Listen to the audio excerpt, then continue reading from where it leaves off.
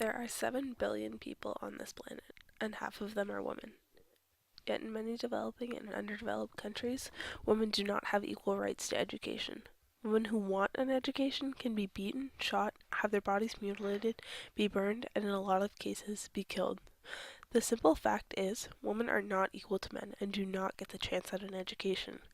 This issue is so important to address because women are intelligent. They have the capacity to change the world, but they don't know how to show it. I hope to show that women have a right to education. They have a right to learn without being beaten, mutilated, or killed, without selling themselves or cutting their wings so they can't show their true colors. They need to be given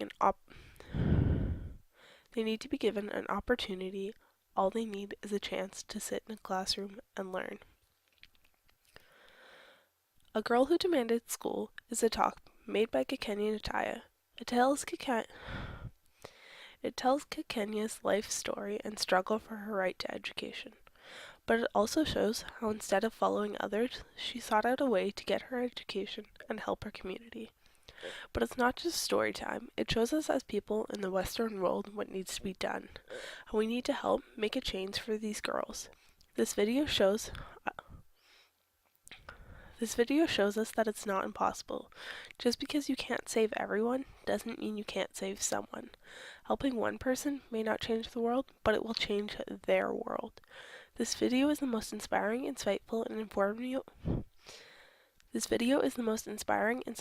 informative video on the topic. It talks about the past, present, and future of the issue and shows that the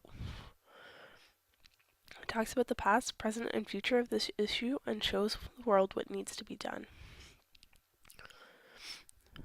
Kakenya Ntaiya is a Maasai in Kenya. She is also female. She was engaged to be married at puberty by her father.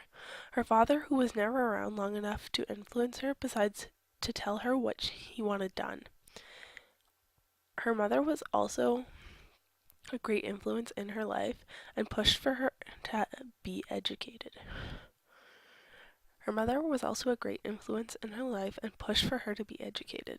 This changed when she was forced to trade being mutilated for her education.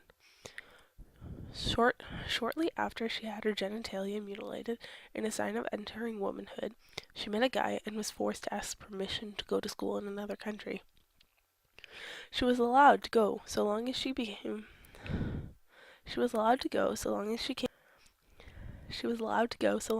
back after to help the village, and she did.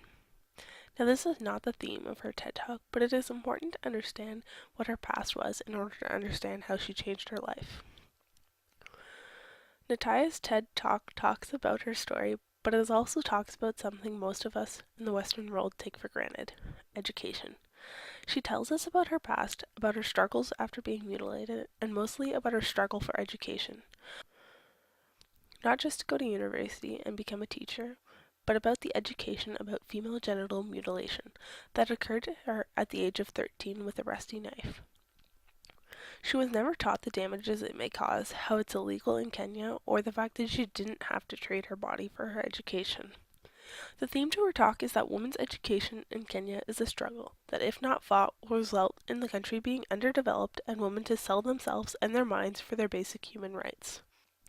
Now we know about her past and her theme of the talk, but what we don't know is how she effectively addressed the audience about her theme. At the beginning of her talk, she didn't start with a "Good morning, ladies and gentlemen." Instead, she started with an interesting and important little piece of information. She said it slowly to make sure it was heard and understood. She doesn't state at the beginning of the presentation what she's going to talk about, but delves right into it by explaining her past. While doing this, she puts emphasis on certain points, then comes to small conclusions all along, where she tells us she finally realized she didn't have to trade her body for her education. She then goes on to talk about helping her community back in return for her chance at an education. How instead of building a school for boys to be educated, she built one for girls. Girls who otherwise, if problems were to arise, would cause their mothers to be beaten. She then comes to a conclusion while drawing on your heartstrings. She ends this small section with the fact that although women do not have an education, they do have the potential for great things.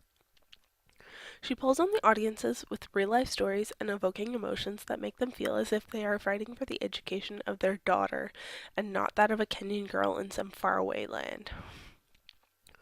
In Ntaiya's conclusion, she does not simply restate her introduction. She sums up all her small conclusions that have come throughout the entire presentation. The small conclusions to keep an audience's attention that also simply state what she has done and what she wants to achieve. She sums up her entire speech in a few simple questions and statements that will stick in the audience's brains. She challenges them, which most people will not turn down, to open their hearts to change for their children and grandchildren, because if they can give girls education, they can change the world. By doing these simple things of adding more small conclusions, attracting the audience not with a boring hello, but with a catchy statement to grab their attention, then forcing them to listen with her tone of voice and her power, she's able to easily and memorably convey her key point. The last thing that she is able to do that allowed her to portray her theme was to add a few simple images that were left on the screen long enough to see, but not long enough to get distracted by. She also wore her Messiah's clothing and used objects like a plastic knife to show the simplicity of certain things that happened and the danger that they caused.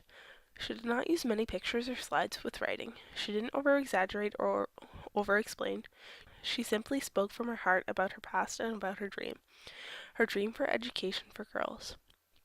Her dream that no girl would have to trade her body for an education.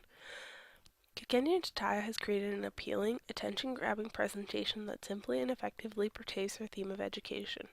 In her presentation, there is no doubt in anyone's mind what her talk was about, and there is no way to get distracted. She has created a work of art through her style of presentation, story, and body language. The topic I chose is not so much connected to elements of conflict and controversy, but is a conflict.